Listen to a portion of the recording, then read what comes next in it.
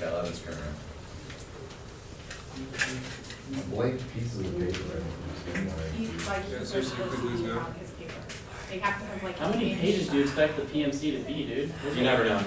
Holy crap. This is every round.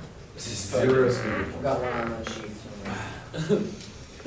Got my writing arm out. Observation 1 framework 8 point the Residents of the United States, our government should place significant restrictions on concentrated animal feeding operations in the United States. These points you evaluate this around the benefits means you evaluate the impacts of the case vote for that policy option at the end of the debate. His point is Fiata's good first argument, but it's the most critical arguments. The resolution mandates USMG action, which means that the only way to interact with the resolution is to use Fiat's second argument, that any indictment of our methodology is therefore a legal admission because it was mandated by the resolution. Third argument is Fiat is critical to agency. We have to imagine the way we exist within larger power structures to understand how we have agency within them. Fourth argument is that it's critical to change. We need to construct specific solutions within the debate round and take them outside of the debate round, take them to the government. Fifth argument is that ideology alone does not solve. Occupy Wall Street solves nothing because they only advocate for ideological shifts rather than actual solutions. Our argument is that Fiat is critical to having pragmatism and actually constructing solutions. Thus, the plan text of the United States federal government through normal means will place significant restrictions on concentrated animal feeding operations in the United States by restricting them to vertical farms, funding enforcement through normal means. Again, the United States federal government through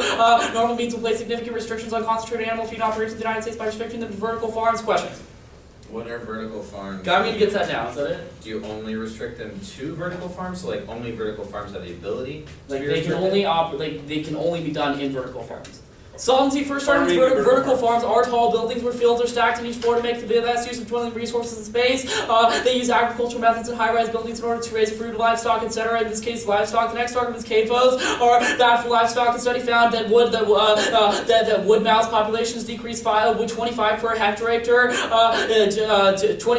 from 25 per hectare to 5 per hectare after a harvest from traditional methods. This means that 10 animals are killed per hectare. I can't pronounce this per year. Our argument is vertical farms solve that because it provides more space and has it's specifically safer for them because they are not just living in super close quarters. The next argument is it also spreads it stops the spread of infectious diseases. Our argument is that there's a controlled environment and they are not in super concentrated spaces and it is super clean because they're able to be good. It's all controlled, but because it's all artificial, which means that there's no risk of massive amounts of spread of diseases. Advantage one is food shortages. Ace of one is just that food scarcity is the central problem facing humanity. Right now, I'll get to you in a second. Increasing food prices led to things like the Arab Spring last year. Direct correlation between the fact that food prices going up, people cannot buy food, which means there are rebelling. Next argument is the Earth's population will increase and overwhelm the Earth's carrying capacity within years. By 2050, 80% of the Earth's population will reside in urban centers. During that time, the population will increase by 3 billion people. Also, this means that we need 10 to the 9th power hectares of land, or 20% more land than that of Brazil, in order to support this amount of population. Next argument is that's 80%, but however 80% of the United States of the Earth's arable land is already in use, which means it's impossible to accommodate carrying this amount of people. Next argument is that CAFOs are horrible. They increase and there's an increasing demand for them because the increasing population has demand for things like beef. Because we like our burgers, the United States puts a lot of the CAFOs are really bad. For instance, they put crap into the water and spread things like dysentery and cholera. For instance, in Rhode Island, there's a river that can literally be just set on fire because there's so much of their excrement and things that have been set into the system. And additionally, there's no more room to. They also have no room to move, which means that it's uniquely bad for those animals. They're not as healthy. What's your question? Yeah. So you. Quick. No. Just go. Solvency. The first argument is the plan. Who is the enforcement? Normal means. For first argument is vertical farms are sustainable production of food. First argument is that they are all conducted inside, so it's an internal ecosystem. Second argument is it increases yield because they are not affected by weather patterns because they get cleaner grass and living conditions. Next, third argument is vertical farms will add energy back into the grid via methane generation from composting non-edible parts of animals. Impact arguments. First argument is that food shortages lead to cycles of poverty. Argument is that without access to wind, when food shortages happen, prices go way up, which means people can't buy food, means they literally die of starvation on the streets. Next argument is that 1 in 5 Americans suffer from food insecurity, and that is massively increased in a world in which there's no ability to produce food. Then the prices go up. Our argument's a plan would actually solve for that because food prices go down because it's easier to actually first it yields more food, and it's easier to it's cheaper to maintain. The next argument is that food shortage is the root cause of resource wars. Food is life, which means that countries have to go to war with each other in order to sustain their populations if they can't access enough food. Additionally, the next argument is that in Resource Wars, a book by Michael T. Clare, he says that countries will acquire nuclear weapons in order to preserve their ability to either protect their resources or grab resources in other countries, because again, food is life, which means that there's a high propensity for there to be a nuclear war, where nuclear causes extinction, mutates the genome, makes it impossible to reproduce. Advantage 2. Advantage 2 is the environment. First argument is that the current farming practices are destroying key resources, emitting too much greenhouse gas emissions. First argument is that 1/6 of all CO2 emissions come from farm animals. Second argument is that agricultural runoff creates algae and takes oxygen from the water, kills fish. You can cross by all the arguments here as to why chemicals are bad, uniquely because they pollute the environment. Solvency. First argument is for vertical farms solve the environment. They eliminate agricultural runoff by recycling black water. Second argument is they return farmland to nature, which restores ecosystems. Third argument is that they decrease the risk of infectious diseases from agricultural interface and the close proximity of the animals to each other. Fourth argument is it converts black and gray water into potable water via evapotranspiration, which means it is completely self-sustainable because it keeps using the same resources over and over. Fifth argument is also allows for carbon capture, literally solves global warming because it means that the thing that's emitting 1/6 of the CO2 emissions is trapped inside, guarantees we can capture all the CO2 that they are emitting and not have it go up into the environment. Additionally, the impact arguments is first the global warming causes extinction. Ace of point is causes sea levels to rise at least 70 feet. Arguments that swamps Bangladesh, India, and China, which creates over 1 billion climate refugees, which means there are a lot of people that are uniquely dehumanized because they don't have access to things like food and medicine. Additionally, the next argument is that also alters the pH levels. It increases calcification, which makes it possible for phytoplankton to live. Means that as a keystone species kills off the entire ability of all the food chain to eat, which means that causes extinction too. Hey, Shao, can I just get a copy of this plan text? Yeah. I'll write it in 30 seconds. Or do you just want to start?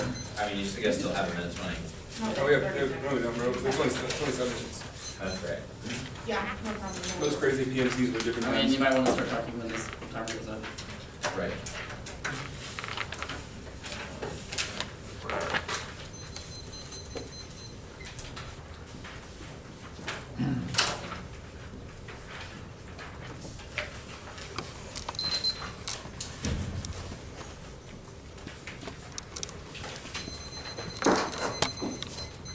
Alright, the order is going to be 3 off on top. We use the paper work with that then, or? Yeah. Yeah. One of them is kind of long, but How many Excel cells do you have? I would say roughly 12 to the 5th power. Cool. Got it. That's a lot. What kind of question is that? Wow, that's a lot. Then it's going to be case.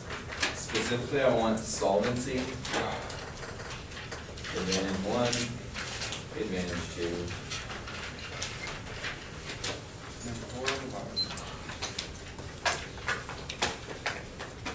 I am unclear at any time. Hope everybody lets me know. Clear. Please. Can I get that copy of plan text right there?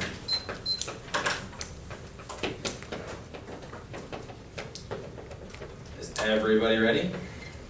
Sweet.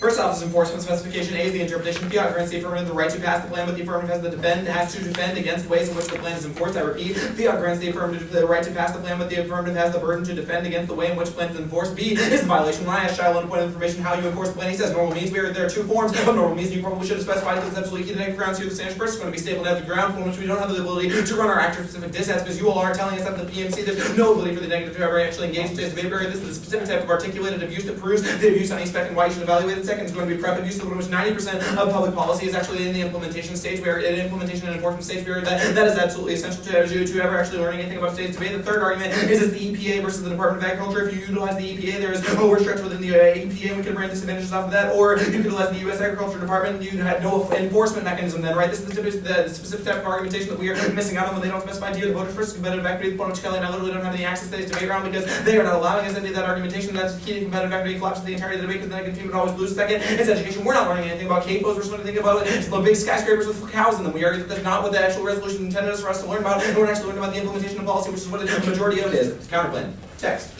The 50 states and all relevant territories, including the District of Columbia, will place significant restrictions on concentrated animal feeding operations Use status.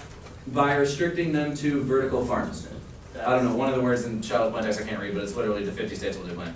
Yeah, status, conditional? Condos. Unconditional. Nice. Keeping I like it. that. States should do it, guys.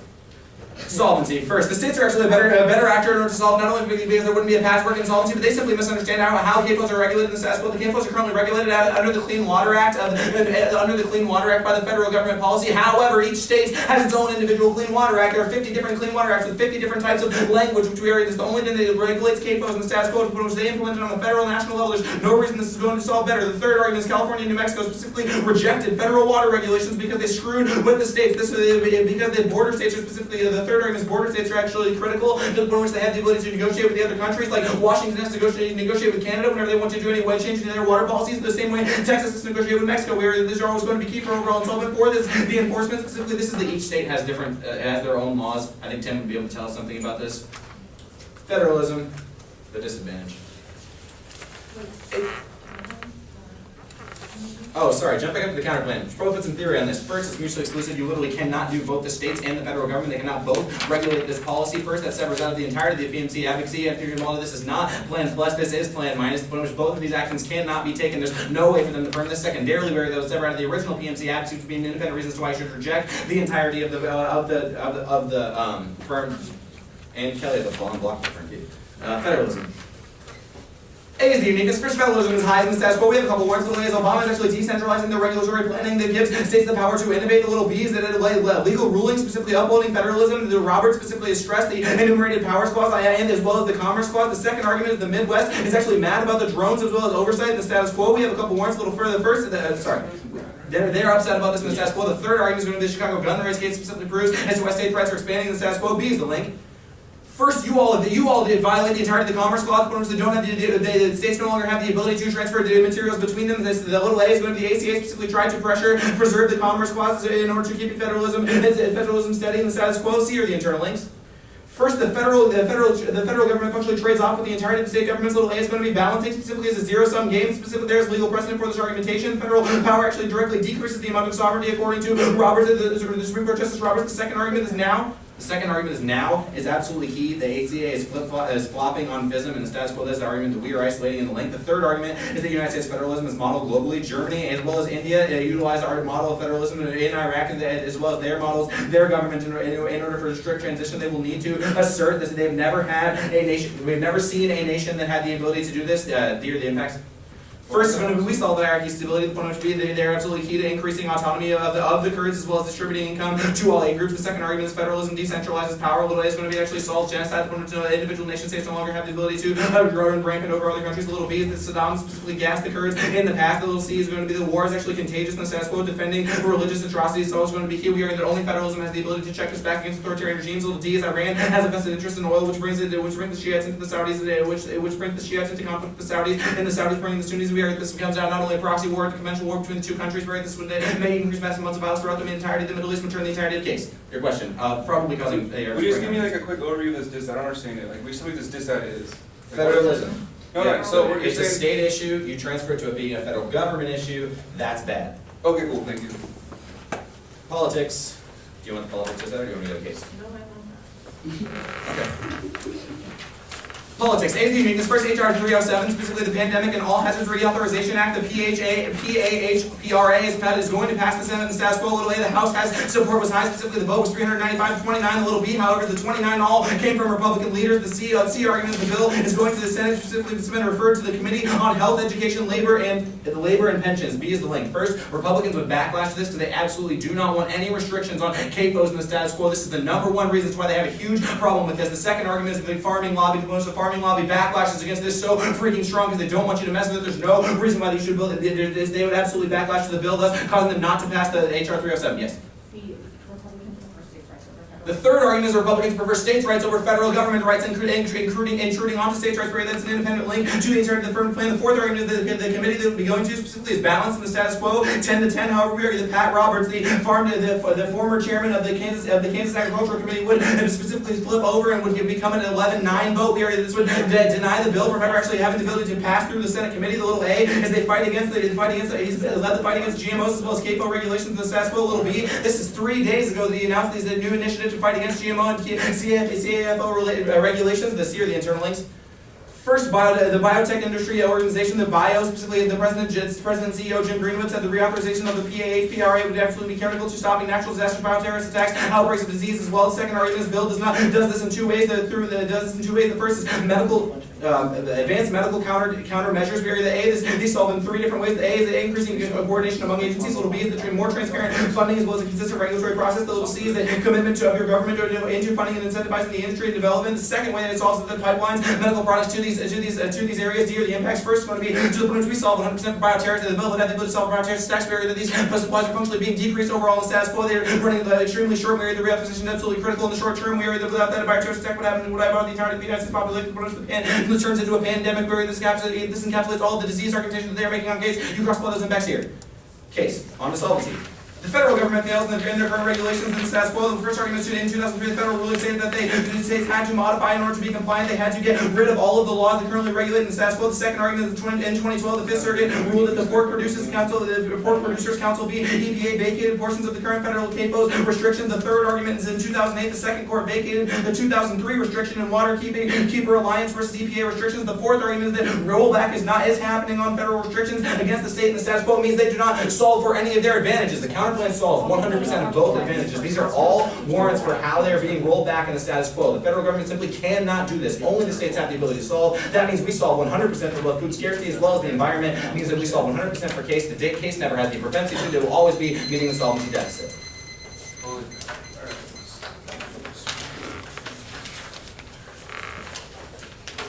Okay, so I'm going to go case first. The solvency arguments that you have. Then I'm going to do a new sheet. Really? Counterplan. Jeez.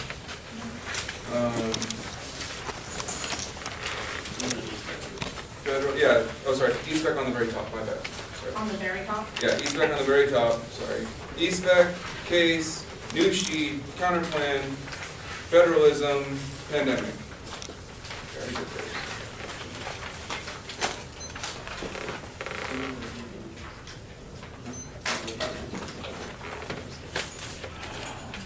Ready? Cool. What's this?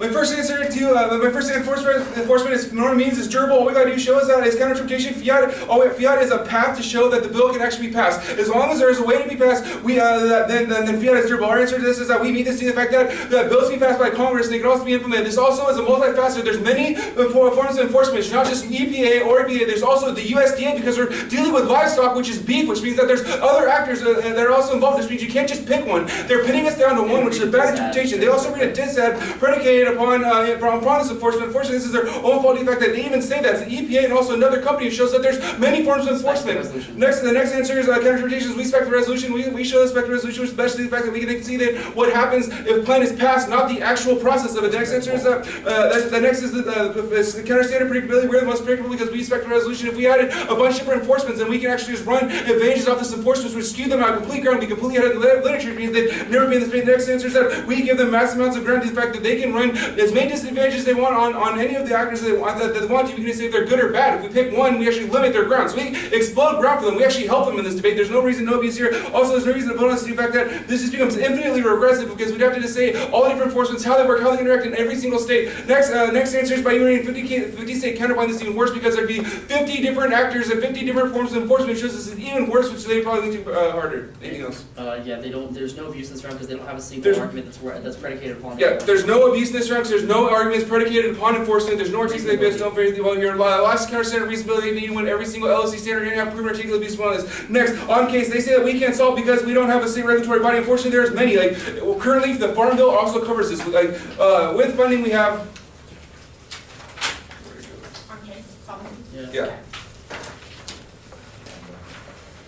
On case currently, we show that the Farm Bill is already going to pass because they have many different ways to do this. The first reason is that they have, the USAID has assistant farming programs to help farmers with 10 years of experience. The next answer is also that the US Farm Bill also includes beginning farmer clause, which gives funding to small farmers to do vertical farming. The next answer is that there's also small farm loans, which actually helps them do this and actually make more farms, which means this is probable and actually going to be able to happen in this because it incentivizes small farming and vertical farming. The next answer is there's also Sustainable Agricultural Act, which gives grants and money to help pass this, which means that there's already regulatory bodies and money showing that this bill can pass, which means that there's many different facets in which you can build vertical farming, which doesn't stop this. The next answer is fiat is durable due to the fact that we can see how the plan actually looks like in a different world, not actually the debate the process. Debating the process is bad for education, which means that we solve. The next answer is they say there's going to be rollback. Our answer is fiat is durable. There's going to be no rollback. Also, when we get to politics, I'll give you a bunch of answers of why politicians are down for this bill. Let's go there. Let's go there. Yeah, new off. Sorry. Multi-actor fiat bad. The sub point is interpretation. The nagger and afferent to fiat a single decision-making body. The B sub point is that they violate this. That they fiat 50 states. There's not a single decision-making body. The C sub point stands first ground. They limit ground by allowing for themselves to fiat basically infinite number of actors and any sort of permutation of actors, which we are always behind on the literature due to the fact that there's no way for us to generate offerings on all 50 states and all 50 actors, as well as all 50 forms of enforcement, which means that there's zero predictability in the round through this interpretation by using multi-actors. The next answer is that there's no precedent in the research that all 50 states are going to change regulatory body and actually make vertical farms to stop this, which means that there's zero research on this question.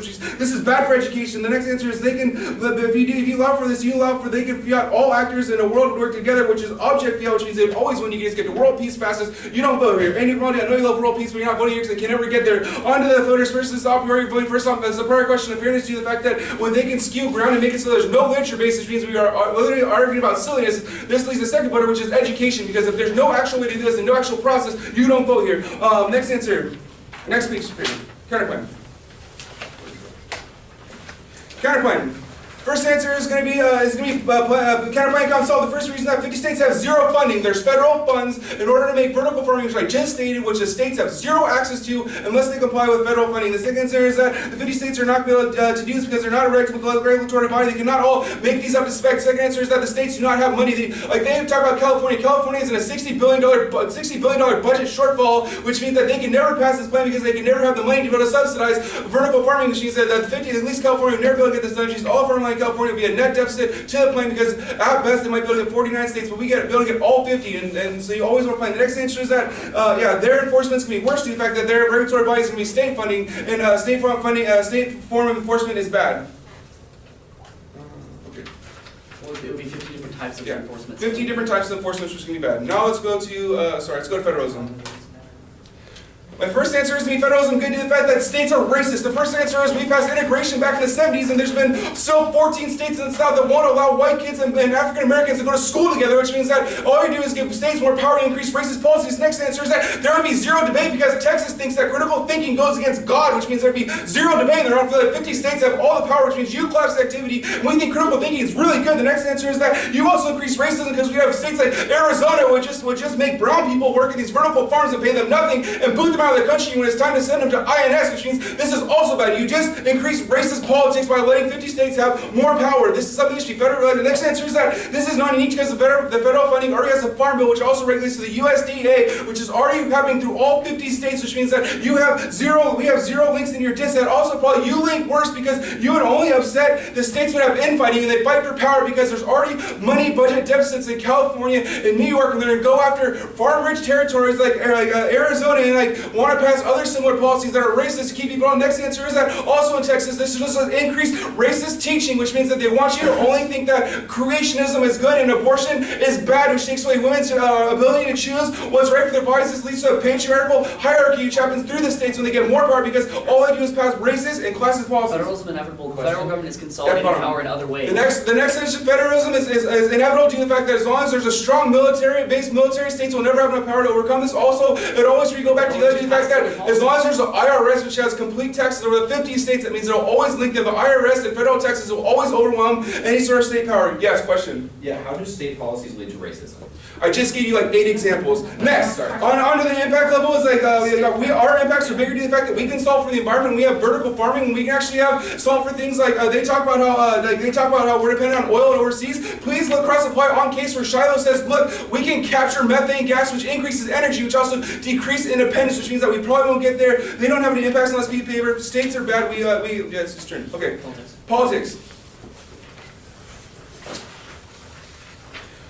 Politics, first answer is that Harry Reid stated that the Farm Bill is at the top of the docket and that this is the first thing to be passed. Second one is Boner also says that they need to pass the Farm Bill due to the fact this is good for Republicans because farming is a major source of funding. Also, next answer is that crop insurance is about to go out as well, and crop insurance is necessary in order to have farming to keep food prices low, which is another thing that we solve for, which means that Farm Bill is going to get passed. Also, the next answer is that, and also on this one, is disaster relief is not a big of an impact to the fact that we get to solve this. If we have vertical farming inside big giant buildings, that means they're less susceptible to weather, which they dropped in case, which means that if there are like disasters going on, we have ways to solve this because we have full biospheres that are able to be fully self-sustaining, which means we also decrease the amount of pandemics happening. Second, also we are able to keep the waste within the biosphere, which means that if a disaster happens, you don't have giant amounts of runoff due to hurricanes or gigantic weather patterns. Also, we are able to decrease. Next answer, this is going to overwhelm, which means that case is just going to outweigh. Do the judges have that? Case is going to outweigh. I mean, we can strike that. Outweigh. We can strike that. I If I guess. have that argument, Do you count it when the time is Like- low? It's kind of implicit, though, you know, so. I'm sorry, I should not say that next time. I'm good.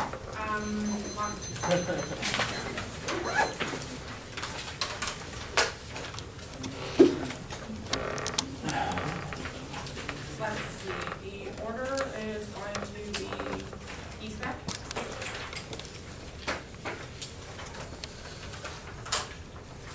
Federalism. Counterplan, politics. Policy. And before the counterplan, we're gonna put multi-actor feedback. I'm sorry, after politics, then what? After politics, we have case, the solvency argument. Okay. she put multi-actor after FISM, Andy. Oh, Yeah. okay. It's after FISM, but before the counterplan.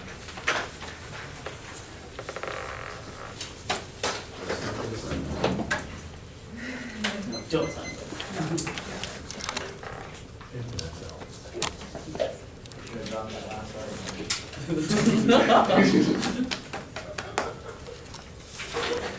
Everyone ready? Okay. Yeah. First of all, inspect extend across their normal means interpretation that they feel that the bill gets to pass and that the enforcement happens. We will concede that that there's no abuse on this argument. Additionally, they say that the counterplan is worse because there are 50 actors. We say that we'll answer this on multi-state fiat, but we will also articulate that they're not losing ground because of that or anything like that. Extend across the reasonability claims. It's not a voter. Federalism extended across their racism bad block. We definitely don't want to be racist. We'll concede that in the instance of increasing the rights, or in the instance that extended across their non-unique where they say that the Farm Bill would have already made this happen. Yeah. We aren't going to increase racism. Immigration is a federal policy. It's the balance of power. We're not saying states' rights good. We're saying there's a balance of power good. Okay. Also, our argument isn't that states' power is necessarily good. We're saying it's the balance of power that is good. Additionally, our argument is that the state should do the farming policies. The farming policies are not going to be inherently racist. Additionally, they're not making any arguments as to why farming policies are going to be racist, which means that this is not a reason to reject the counterplan at all.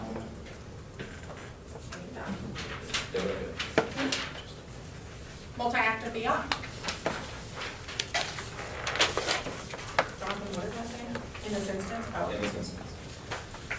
First off, as our counter-interpretation. We say that our counter-interpretation is in this instance, the multi-state actor fiat is the best for a few reasons. Our ASA point under here is that it is within the literature base that these states would be able to do this and that it is going to be much better for them. The B sub point is that it's real world? Yeah.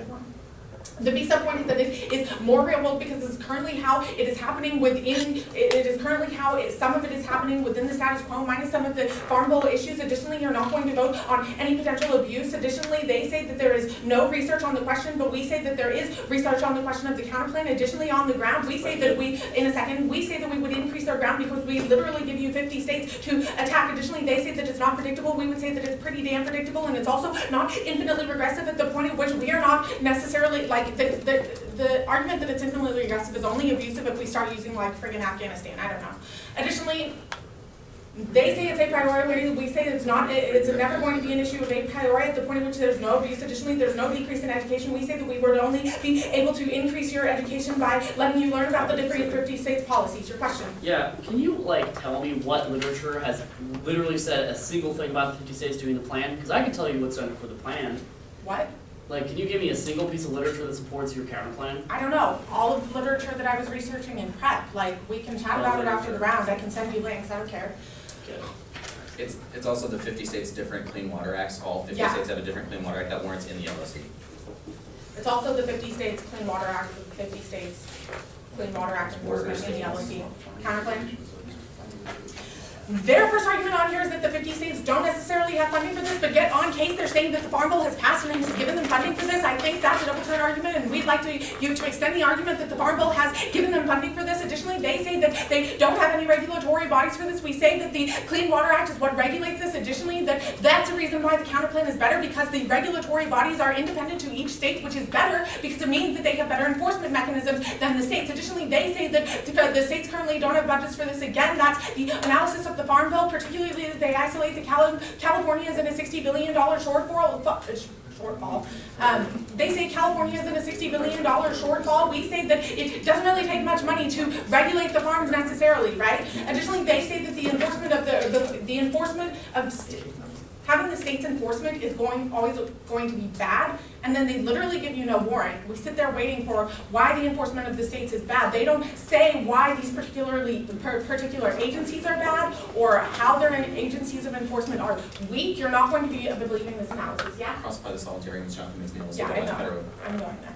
Additionally, extend across Jonathan's solvency arguments that he's making out of the LOC. The first is that we are able to implement it in a patchwork way, which is going to be better for each individual state. The second argument I want here is that it's regulated under the Clean Water Act, and that those are the regulations that the states would operate under. Additionally, we talk about border states where it's key for them to be able to negotiate with countries like Canada and Mexico, like New Mexico, as well as Washington, need to be able to communicate with their border states. But if the federal government comes in and says this is how you have to farm, there's not necessarily going to be that much of consideration. Additionally, it said the fourth point where Jonathan says that each state is able to do this. Also, they're not making any perm arguments here.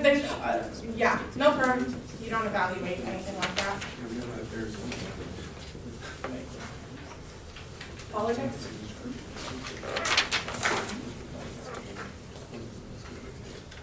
First off, they say that the Farm Bill is at the top of the docket. This is absolutely not true for a couple of reasons. The A sub point is that the Farm Bill extension was passed along with the fiscal cliff deal that was reached right at the beginning of the 113th House. The 113th Congress. Additionally, they say that Boehner's going to put it at the top of the docket, but it really, okay, first off, Boehner's not going to put it at the top of the docket because they've extended it for literally 9 months. They don't need to address this until September, and we all know Congress doesn't want to address whatever the hell they don't have to for as long as they can. Additionally, they say that crop insurance is something that needs to happen now. No, the extension would solve back for this. There's no reason why the Farm Bill needs to be addressed now. Additionally, they say that they solve for disaster relief by solving for biospheres. I'm not sure. Yeah. Okay, so your argument about Boehner, does that mean non-unique or disad? Like, Boehner's not going to privilege your disaster relief fund either? No. Like, why would we support that? We said that they're Because running there's an- drastically low. Okay, look, the analysis there is that the Farm Bill has an extension until September, but this bill needs to be passed now. There is no extension of this particular bill, the HR 307 bill, which we're talking about in the uniqueness, right? Like, it has to happen now. It needs to be renewed now. Whereas the Farm Bill has another 9 months that it has been extended. Additionally, they're saying that they are solving for disaster relief by, with their biospheres. I don't think there is any analysis onto how they're going to be able Counterplans, to move on. check back for the biosphere. Additionally, the counterplan solves for this. They say that they keep wasting the biosphere. There's no analysis on this. They say that the case outweighs, but we don't think that's necessarily happening in a world in which your case doesn't solve for a few reasons. Go to solvency now. We say that the federal government fails. I know this wasn't very clearly articulated, but Jonathan is isolating three specific Supreme Court scenarios, federal court scenarios in which they rolled back the particular regulations of the federal government. This is the Fifth Circuit Court as well as the Second Circuit Court, where they rolled back particular regulations by the federal government that were placed on states because they weren't good for them, right? This is our argument here. They say that they get durable fiat, but we say that that's absolutely not true. They're not giving you any warrant as to why that's true. We say that that's always a solvency deficit to doing the plan instead of the counter plan, whereas the states can regulate themselves, and then the regulations wouldn't have the propensity to be rolled back. Additionally, they say that the Farm Bill is going to pass within the status quo because of the USDA and it gives funding to small farms. We tell you why this doesn't happen in a world in which the extension Regulation. Funding, not doesn't matter. regulation. This doesn't happen in a world in which the extension goes on until September, right? Do you want anything else, Jonathan? Funding, not regulation, then extend number 3. Okay. Additionally, they give funding, not regulation, to small farms, and then what number 3? Number 3. Extend number 3 until. No, we're good.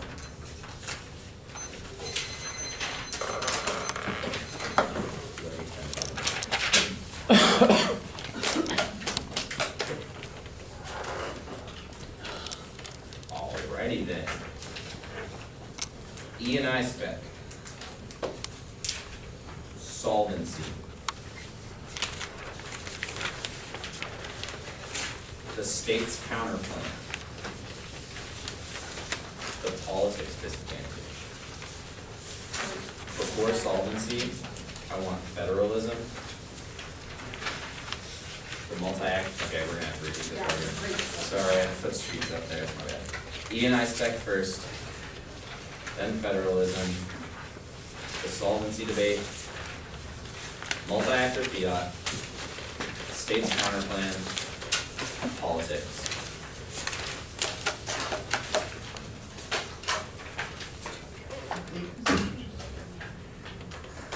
There's going to be an overview. I would like it if you would flow it.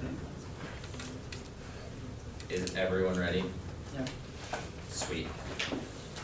The reason you're going to be voting for Nevada BM at the end of today's debate is because the negative team drastically mishandles our negative strategy to the point at which these regulations are done through the states and the status quo. The states have the ability to solve better. You're voting for the counterplan. Absent the ability of any perm, there's no disadvantage to counterplan. We have plenty of solvency comparison between the counterplan and the case that they are simply not answering. There's no disadvantage to counterplan. The counterplan solves better. Secondarily, counterplan avoids the disadvantage of politics, to the point in which politics is the net benefit to the counterplan because it's the 50 states acting, and it captures the entirety of case solvency. They have nothing uniquely to leverage against the counterplan. At the end of today's debate round, when that is true, there is no ability for the affirmative team to get out of their way. Matt Shrivel's going to come up here and try and work some fancy magic stuff in the PMR. I've seen him do it before. Don't allow any new analysis on any of these sheets of paper. It doesn't matter how many new arguments he tries to make. E&I spec.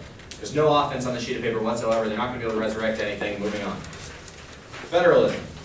Kelly does a pretty darn good job of explaining this to you, in which we're not saying that states' rights should run over the federal government. We're saying there should be a balance of power. All of their argumentation is predicated off of the states controlling immigration. We argue that the only reason states have their own immigration policies now is because the federal government is not acting. That's the constitutional basis for it. Our argumentation.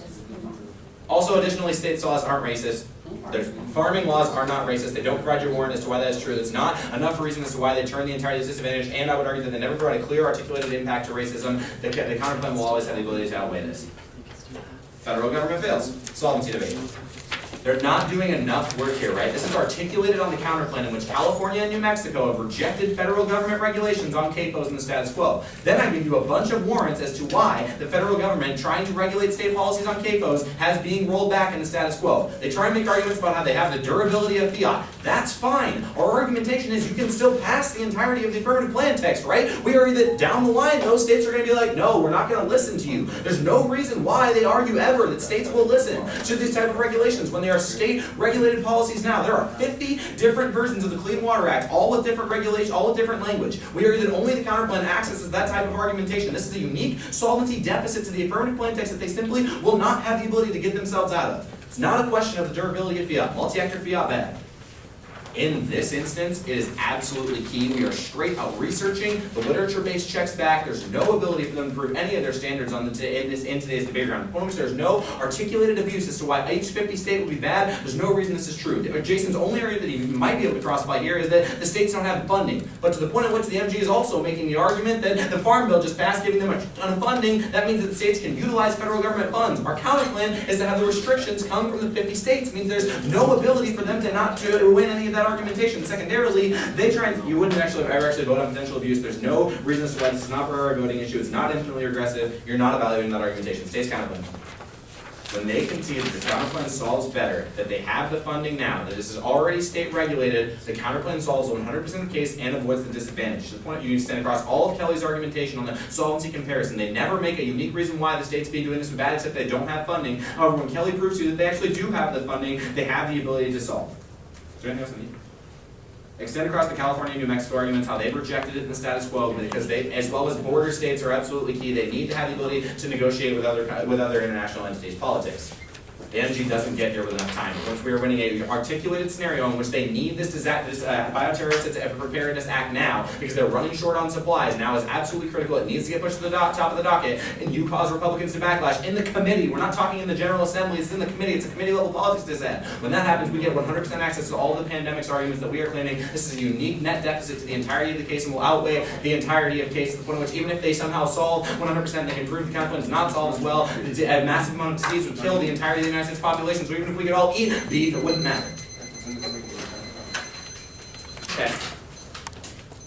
The order is multi-actor fiat.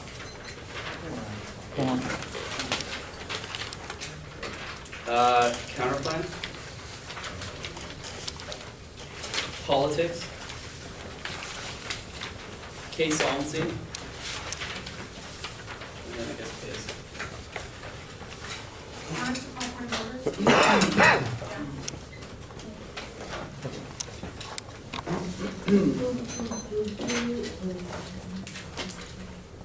Where did you put federalism and easement? I blocked it to go for them, so I'm not going to talk.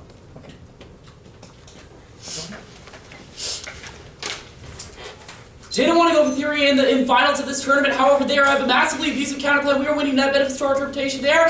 Counter-interpretation is problematic. They say this instance multi-actor fiat is good. You have to win net benefits to that interpretation to have no extended reason why in this instance it's necessarily key. Your conceded argument is why your counterplan is not real world. There's no way it can actually happen because the 50 states have never acted together, which means that's first off 100% solvency take out the counterplan. Also means that collapses education because you've trained us to think about the world in a problematic fashion. It's not reflective of the way the politics actually work. You just assert that it's possible you do not have a net benefit in this instance means that that's not good enough. Extend our interpretation, you have access to a single decision-making body. That means that there are actors you could pick. They just have to be a single decision-making body. It could not be the 50 states because they've never acted together whatsoever. You say lib-based, the states could do your concede the argument they've never acted together. 50 states have never done something, which means there's zero lib-based on that question. Also no lib-based to have the 50 states do vertical farms. I dare you to come up with something that says that you have no answer to the point of information because you don't have one. They never said anything about vertical farms whatsoever in your literature. Dr. Dixon Despemeyer of Columbia University is the one that said the federal government should implement vertical farms on a wide scale level, which means we have literature based for interpretation. You say real world, no. You force us to have a discussion of the world that does not exist outside of the debate ground. There's no actual precedent to all 50 states working together, which means you're not real world.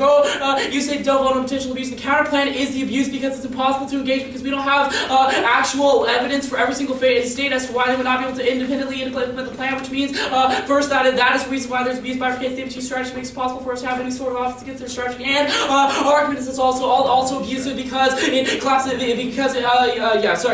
additionally that also collapses education debate round, which your conceded argument is why you should let the privilege that arguments debate has no purpose if we are learning about the world in a way that has no actual applicability outside the debate round. You say debate having no purpose, I think, is absolutely new. No, Jason's. What's that? Jason's argument is literally that without education, there's no point to debate. Like, that is the voter argument at the bottom of this piece of paper. That's what he says. And that's like, like education, like I get to explain education, like we make this argument. Panel. I mean, Like, I have education on that. I have education. I have. I'm. We're not disagreeing with saying- the explanation of education, Yeah, that's all. that's it. Okay, well, under consideration, Right I there. do. I have Okay. classes. No problem. Okay. You say increase ground 50 states, that's not an answer to our argument. That's how we don't have predictability because we can't research every single one of those 50 states. Also makes it impossible to research being reported for the affirmative because that means we have to research 50 actors, means that's always bad for our ground. You can see the argument if at least if there's a single decision-making body, there's literature on that one body, means that that's always bad for us. Even if you increase ground, that's not ground that we can access to debate around. You say it is predictably wrong. There's no literature for your interpretation. Additionally, you say for the aggressive because you could use Afghanistan. That is no, it's not infinitely aggressive unless you use Afghanistan. I don't know how this warrants this argument. It is infinitely aggressive because you could use infinite actors. If it's not combined to a single decision-making body, you could use any permutation of every actor in the world, which you concede means you could fiat world peace because you can fiat they all act together, which means that is an external impact argument. That's an external reason why you should vote against it because the class education debate right. You cannot just solve everything by saying everybody acts together. Additionally, you can extend across the argument that your interpretation collapses education in the debate round because you extend the arguments about how you create a bad model of how we understand the world. There's no precedent for your argument, which means that that's problematic for the debate round. Also, you say there's no abuse. That's where I'm explaining why there's abuse. But if you say you increase education, no, you collapse education because first you create incorrect education, and second, there's no literature for your interpretation, which means that You all creating the wrong education is a different argument that was originally in the LOC. No. Okay, Sorry. the MOC makes the argument that you Also, create, that you increase education. PMR is the first chance to respond to this argument. Also, I'd Wait, say. no, stop. Stop. Say that again. The MOC makes the argument that they increase education. This is my first chance to explain that their education they create is bad. I have not been able to respond to the MO yet. I'll take it into consideration. Okay. Yeah. No problem. Your education is bad. You say 50 states is the clean water regulation, which is for your argument. That is not. First, no internal link to clean water regulation, and the vertical farms argument. Also, that's subsumed by the fact that there's no literature on 50 states acting together. Well, look, I think you might all feel kind of wanky on voting for this in finals, but you should assess a fairly large risk of the fact that their counterplan collapses debate. Your conceded arguments is why fairness prior question is arguments that without fairly being able to access the debate round, that nobody shows up to debate, which means debate collapses. Also, you collapse education, which means it's a prior question that stops debate. Go to the counterplan now. First, there's no impact. There's no impact to your double turn argument. You say that we say the Farm Bill argument. No argument is that rather that the money is only channeled through federal regulation. The Farm Bill is allocated, but only is allocated to states, for which the federal government is the one that actually regulates, which means that your counterplan is a massive solvency deficit. You're conceding the argument that the states are largely broke. You can see that California has no money, which means they can never implement the counterplan. That is a conceded solvency deficit of the counterplan. They never do the affirmative, which means the absence of dispatch to the counterplan. You say the regulation bodies are different per state, which means that's best enforcement. You just assert this argument that that is the best just because they're different. Argument is that it's uniform in the world of the affirmative, so it definitely works. Texas probably will not want carbon capturing because it does not think that global warming is actually real, which means it probably would not implement vertical farms in the same way that our affirmative would be. Texas doesn't want carbon capturing, isn't it? This is my first chance to respond to the MO argument. The regulatory bodies are different per state, therefore they are the best. They are the best enforcement. Our argument, this is an example as well. The PMR is entitled to new examples as per MTA rules. That's just a new example. It's not a new argument. Okay. Consideration.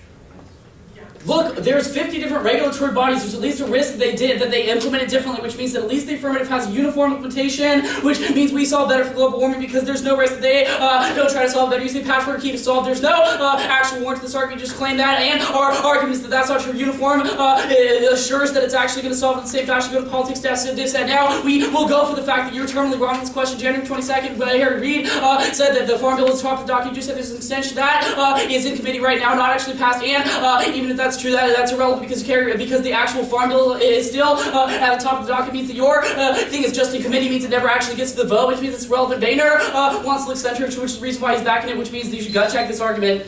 Also, it doesn't outweigh like global warming. Did you say gotcha?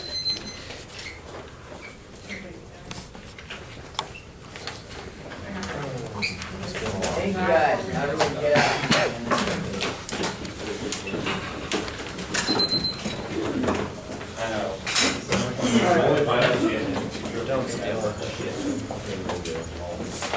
I'll steal it.